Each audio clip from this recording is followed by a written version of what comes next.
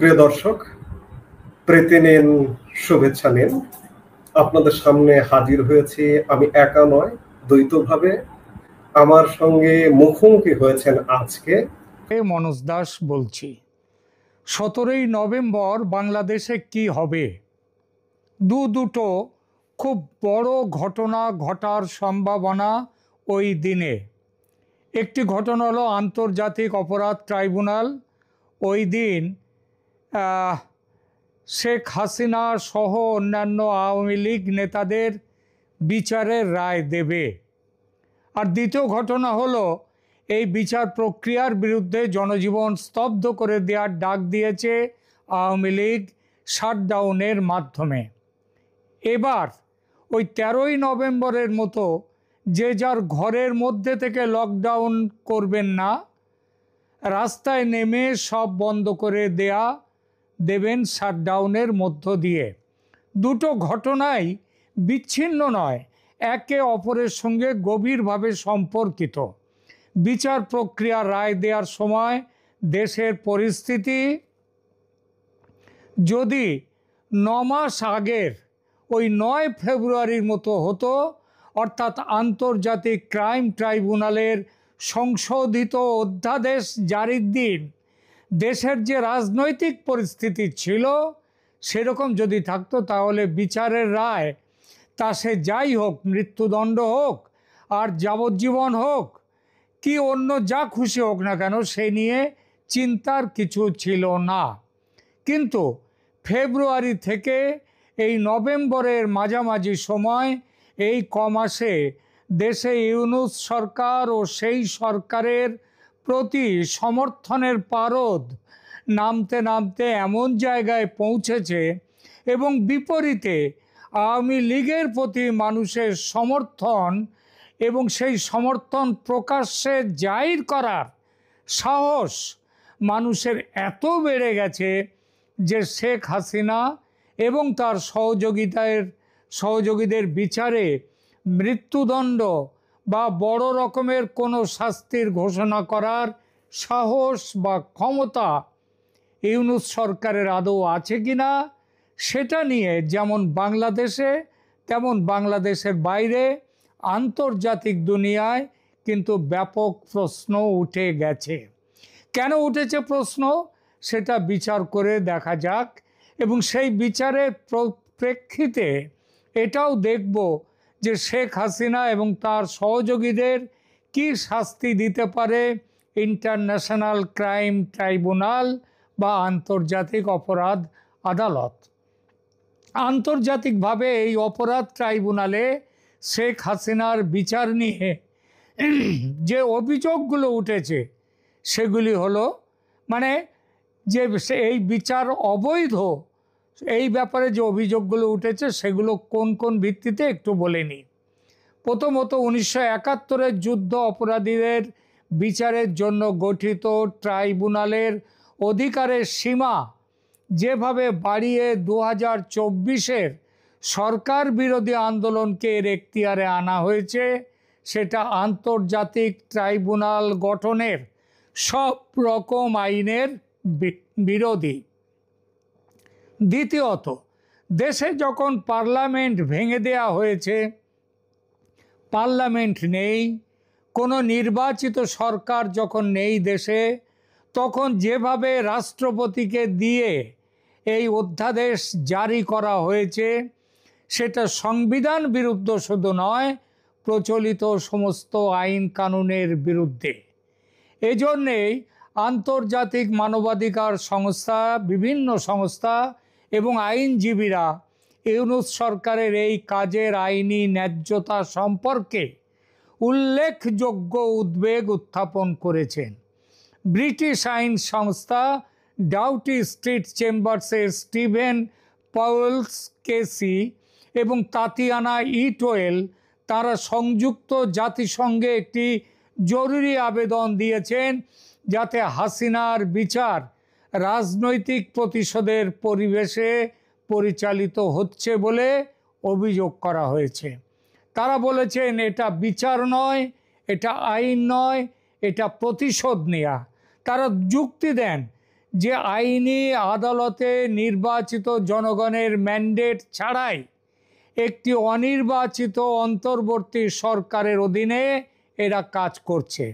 আবেদনে নির্দিষ্ট উদ্বেগ ও পক্ষপাতমূলক ব্যবস্থার অভিযোগ করে বলা হয়েছে, আইসিটি প্যানেলের প্রধান বিচারপতি ব্যারিস্টার শফিউল আলম মাহমুদ, তার বিএনপির সাথে রাজনৈতিক সংযোগ রয়েছে, অর্থাৎ বাংলাদেশ ন্যাশনালিস্ট পার্টি, যেটা খালেদা জিয়ার পার্টি, তার সাথে রাজনৈতিক সংযোগ রয়েছে।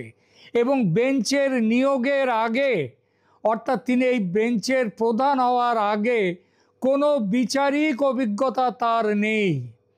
মূল প্রসিকিউটর তাজুল ইসলাম নিজেই আওয়ামী লীগ নিষিদ্ধের আহ্বান জানানো যে রাজনৈতিক সমাবেশে হয়েছিল সেখানে তিনি উপস্থিত ছিলেন।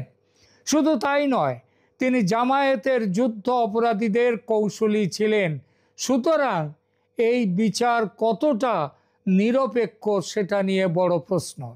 তৃতীয়ত, অপরাধ ট্রাইব্যুনালের বিচার প্রক্রিয়া সভ্য সমাজের নিয়ম কানুনের কোনো তোয়াক্কা না করেই চলছে। হাসিনার হয়ে রাষ্ট্র যাকে কৌশলীর দায়িত্ব দিয়েছে তিনি নিজে সরকারি কৌশলী। যেভাবে বিচারপতির সঙ্গে তার সওয়াল জবাবের বিভিন্ন ভিডিও ক্লিপ বাইরে এসেছে, যেভাবে হাসি মশকরা চলছে তাদের মধ্যে, যেভাবে কথাবার্তা চলছে, তাতে তিনি অর্থাৎ হাসিনার কৌশলী হিসেবে যাকে নিয়োগ করেছে সরকার, তিনি যে এই সরকারের ষড়যন্ত্রের অন্যতম শরিক সেটা বোঝা যায়। চতুর্থত, শেখ হাসিনার বিরুদ্ধে মূলত 5টি অভিযোগ করা হয়েছে: হত্যা, নির্যাতন, গুম, নির্বাসন, জোরপূর্বক নির্বাসনের চার্জ গঠন করা হয়েছে তার বিরুদ্ধে। একটি নির্বাচিত সরকারের প্রধান হিসেবে এর কোনোটির দায় ব্যক্তিগতভাবে রাষ্ট্রনায়ক বা শেখ হাসিনার ওপর পড়ে না। তিনি নিজে গুলি চালিয়ে হত্যার আদেশ দিয়েছিলেন বলে বিবিসির যে অডিও ক্লিপটি ট্রাইব্যুনালে জমা দেওয়া হয়েছে সেটা যে জালিয়াতি করে তৈরি করা হয়েছে সেটা পরে প্রমাণিত হয়েছে। কিন্তু যেখানে পুরো বিচারটাই ষড়যন্ত্রের, সেখানে এসব ছোটোখাটো ষড়যন্ত্রের প্রশ্ন কে করবে আর কে শুনবে? সুতরাং আইনি প্রশ্ন সরিয়ে দেশের বর্তমান পরিস্থিতির বিচার করে দেখা যাক কি শাস্তি হতে পারে শেখ হাসিনার। প্রথমে আসি চিফ প্রসিকিউটর তাজুল ইসলাম যে মৃত্যুদণ্ডের দাবি জানিয়েছেন সেই প্রসঙ্গে। জাতিসংঘ 1400 মৃত্যুর কথা বলেছিল তাদের রিপোর্টে। সেই মোতাবেক তাজুল ইসলাম দাবি করেছেন 1400 বার ফাঁসি দিতে হবে শেখ হাসিনাকে, কিন্তু সেটা তো সম্ভব নয়, তাই একবার অন্তত দেয়া হোক। 1400 বার যদি নাও দেয়া হয়, কিন্তু 1400 বার ফাঁসির আদেশ ছাড়ুন, একবার ফাঁসির আদেশ দেয়া কি সম্ভব ট্রাইব্যুনালের পক্ষে? নাকি যাবজ্জীবন কারাবাসের আদেশ দেবে, নাকি অন্য কোনো ধরনের শাস্তি, নাকি সমস্ত অভিযোগ থেকে মুক্তি? অর্থাৎ 3টি সম্ভাব্য শাস্তি খোলা আছে বিচারপতিদের সামনে। প্রথমটি মৃত্যুদণ্ড। বিশ্বব্যাপী সমালোচনা ও দেশের মধ্যে উজ্জীবিত আওয়ামী লীগের বিরোধিতার মুখে আইসিটি মৃত্যুদণ্ডের সাহস পাবে না মৃত্যুদণ্ড দেয়ার, যদিও প্রসিকিউটর এটা চেয়েছে। আন্তর্জাতিক চাপ হলো জাতিসংঘ, international criminal court, amnesty international, human rights watch, সবাই এই বিচার প্রক্রিয়ার ন্যায্যতা সম্পর্কে ভীষণভাবে উদ্বেগ প্রকাশ করেছেন। এই চাপ অস্বীকার করার সাহস ও ক্ষমতা কোনোটাই নেই ট্রাইব্যুনাল ও সরকারের। এর সঙ্গে যোগ করুন ভারতের অবস্থান। হাসিনা এখন ভারতে আশ্রিত। মৃত্যুদণ্ড দেয়া হলে সেই দণ্ড কার্যকর করতে হাসিনাকে বাংলাদেশে নিয়ে যেতে হবে, কিন্তু ভারত হাসিনাকে ফেরত দেবে না। সুতরাং মৃত্যুদণ্ড দেয়া হলেও সেই দণ্ড কার্যকর করা যাবে না। তাহলে যে দণ্ড কার্যকর করা যাবে না, বরং বিশ্বে সরকারের দুর্নাম নিয়ে আসবে, সেরকম দণ্ড দিয়ে লাভ কি? উল্টে ভারত আরও প্রবলভাবে এই সরকারের বিরুদ্ধে চলে যাবে, দেশের মানুষ এই সরকারের বিরুদ্ধে চলে যাবে। সুতরাং মৃত্যুদণ্ড দেয়া হবে না, এটা যে কোনো সুস্থ চিন্তা, এমনকি যাদের অসুস্থ চিন্তাও আছে, মানে পাগলেও পর্যন্ত দেখবেন পাগল কখনো গাড়ি চাপা পড়ে না, তো পাগলও যখন গাড়ি চাপা পড়ে না, গাড়ি দেখলে দূরে সরে যায় কারণ তাকে চাপা দেবে, এই সরকারও তেমনি চাপা খাওয়ার ভয়ে দূরে চলে যাবে মৃত্যুদণ্ড থেকে। দ্বিতীয় পরিণামটা হচ্ছে সম্ভাব্য সমস্ত অভিযোগ থেকে শেখ হাসিনাকে মুক্তি দেয়া। এটি রাজনৈতিকভাবে অসম্ভব। ইউনূস সরকার এই অনুমতি দিতে পারে না, কারণ এটি দিলে তাদের এতদিনের সব পরিকল্পনা ভেঙে যাবে। এমনকি শেখ হাসিনার বিরুদ্ধে এই যে আন্দোলন হলো 24-এ, সেই আন্দোলনের যেটা মূল সুর, সেই আন্দোলনের যে কারণ শেখ হাসিনার অবিচার, তার ভীষণভাবে তার অত্যাচার, সেইটাই তো থাকবে না। সুতরাং এত কাণ্ড করে কি লাভ তাহলে হবে? লাভ তো হবেই না, বরং এতে মুখ পুড়বে সরকার ও তার সঙ্গে থাকা রাজনৈতিক দলগুলোর, ওই জামাত, বিএনপি, এনসিপি সহ সবার। আওয়ামী লীগের জনপ্রিয়তা আবার উল্টো দিকে আকাশ ছোঁয়া হবে। দেখলে তো, এত করে পেছনে লাগলো, কিছু করতে পারলো না। সুতরাং পুরোপুরি মুক্তি দেওয়ার ব্যাপারটা সম্ভব নয়। বাকি থাকলো কি? পরিণাম নম্বর 3। এটা হচ্ছে একটি সিম্বলিক রায় হবে। সেই রায়টা কীরকম হবে?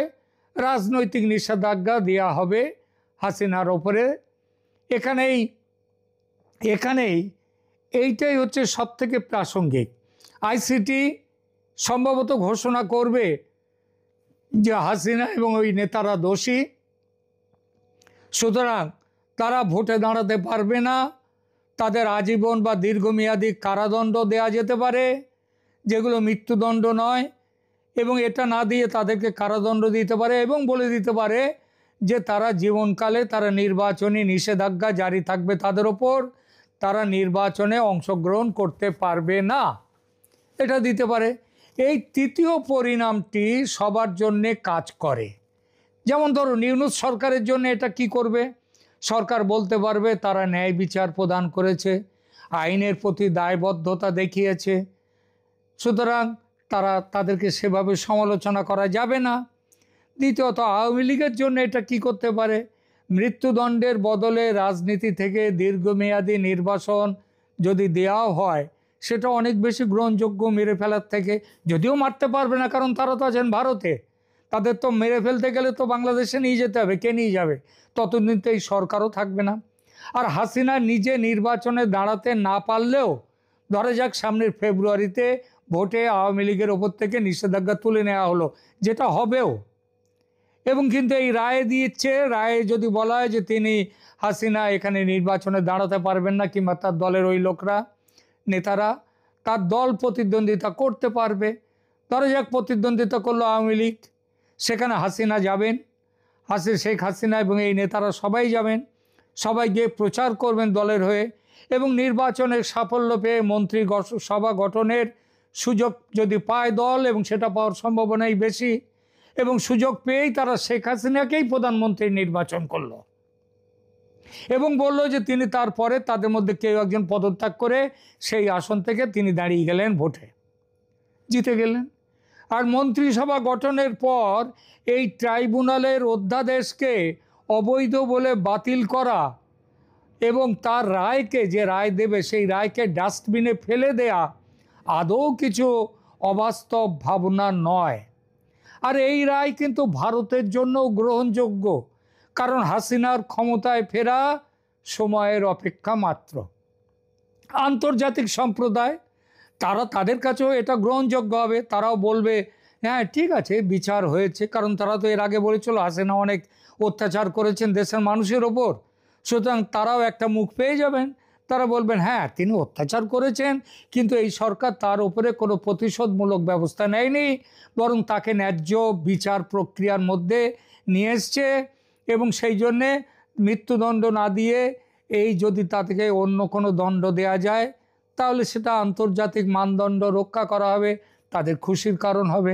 সব মিলিয়ে অবৈধ সরকারের অবৈধ আদালত একটি অশ্বডিম্ব প্রসব ছাড়া আর কিছুই করবে না। কারণ ওই যে বললাম যে যদি তাকে নির্বাচনে না দাঁড়াতে দেয়, যদি তাদেরকে সারা জীবন তাদেরকে নির্বাচন থেকে আওতার বাইরে যদি রাখতে হয়, তাহলে তাদের সেটা আওয়ামী লীগ ভোটে জিতে এসে শেখ হাসিনাকে আবার প্রধানমন্ত্রী করে নেবে। এবং প্রধানমন্ত্রী করার পর তিনি এই পুরো প্রক্রিয়াটা যা চলেছে গত বছর জুলাই থেকে, সেটাকে অবৈধ বলবেন। তাদের সমস্ত রায়, সমস্ত ব্যবস্থা, এমনকি জুলাই সনদকেও বলে দিয়ে দেবেন এটা অবৈধ হয়েছে। সুতরাং এত কাজ করে এই যে একটা অবৈধ আদালত করা হলো, এটা অশ্বডিম্ব প্রসব ছাড়া আর কিছুই করবে না। কিন্তু ধান্দাবাজি অনেক সময় কাণ্ডজ্ঞান ভুলিয়ে দেয়। যখন ধান্দায় কেউ পাগল হয়ে যায়, আর জামাত তো তাদের নেতাদের মৃত্যুদণ্ডের বিরুদ্ধে হাসিনাকে ফাঁসিতে ঝোলাতে তো আগের থেকেই ব্যস্ত। সুতরাং তাদের এই সময় তাদের আর কোনো কাণ্ডজ্ঞান থাকবে না। এবং তারা যদি তাদের চাপে ওই বিচারপতি, এই ট্রাইব্যুনাল যদি মৃত্যুদণ্ড দিয়ে দেয়, বলা বাহুল্য আগুন জ্বলবে দেশ জুড়ে। নিশ্চিতভাবে লিখে নিন, ভারত সার্জিক্যাল স্ট্রাইক করবে তেমন পরিস্থিতিতে। এমনকি সামরিক অভিযান করবে, মানে যেটাকে যুদ্ধ বলে। সার্জিক্যাল স্ট্রাইক আর যুদ্ধের মধ্যে অনেক ফারাক। ভারত কোনোভাবেই বাংলাদেশকে জামাতের হাতে চলে যাক, এটা ভারত মানবে না। আর পাকিস্তানের উপগ্রহ হবে আবার বাংলাদেশ, তার জন্যে ৭১-এ ওই প্রায় ৩,৫০০-এর মতো সৈন্য, ভারতীয় সৈন্য প্রাণ দেয়নি। শয়ে কোটি টাকা খরচ করেনি ভারত সরকার। সুতরাং পাকিস্তানের উপগ্রহ বাংলাদেশকে হতে দেয়া হবে না। আর সেজন্য যেভাবে পিভি নরসিমা রাও সরকারের আমলে ১৯৯১ সালে ঢাকায় সার্জিক্যাল স্ট্রাইকের প্ল্যান করেছিল ভারত, ওখানকার সামরিক বাহিনীরা দয়া করে খুঁজে নেবেন। তারা নিশ্চয়ই জানেন ১৯৯১ সালের ইতিহাস। সেখানে সার্জিক্যাল স্ট্রাইক করবে, সব কিছু ঠিকঠাক হয়েছিল। শেষ মুহূর্তে খালেদা জিয়া সরকার পিছনে হেঁটে গিয়েছিল। শেষ মুহূর্তে সেই প্ল্যানটা করা হয়নি। সব কিছু নির্ভর করছে। কিন্তু এবার তেমন অবস্থা হলে ভারত সরকার সার্জিক্যাল স্ট্রাইক কেন, সামরিক অভিযানও নামবে। সব কিছু নির্ভর করছে ১৭ তারিখে ট্রাইব্যুনালের রায়ের ওপর ও সেদিনের শাটডাউন কর্মসূচির ওপর। আমাদের সবার নজর থাকবে সেদিকে। ধন্যবাদ।